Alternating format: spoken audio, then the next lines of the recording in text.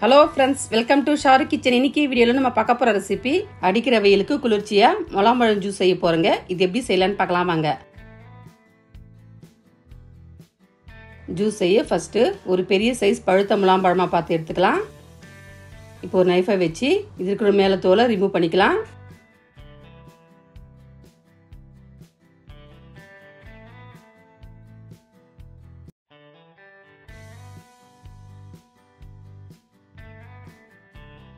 எல்லா தோலும் ரிமூவ் பண்ணதும் இது கழுவி எடுத்துக்கலாம். இந்த மாதிரி சுத்தமாக கழுவி எடுத்ததும் நைஃபை வச்சு ரெண்டாக கட் பண்ணிக்கலாம்.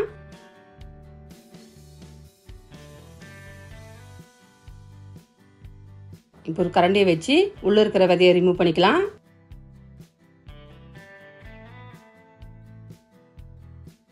எல்லா விதையும் ரிமூவ் பண்ணதும் ஒரு நைஃபை வச்சு சின்ன சின்ன பீஸாக கட் பண்ணிக்கலாம்.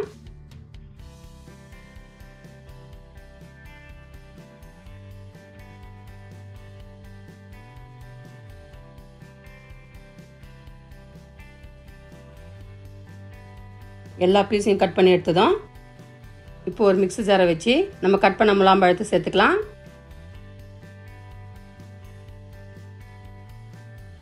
கூடவே 50 கிராம் சர்க்கரையை சேர்த்து 250 ml காய்ச்சி ஆற வச்ச பழம் சேர்த்து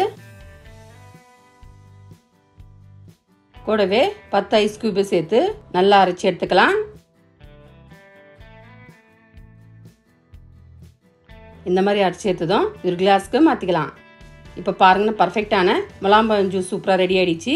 இது சாப்பிட்ற டேஸ்ட்டும் சூப்பராக இருக்குங்க.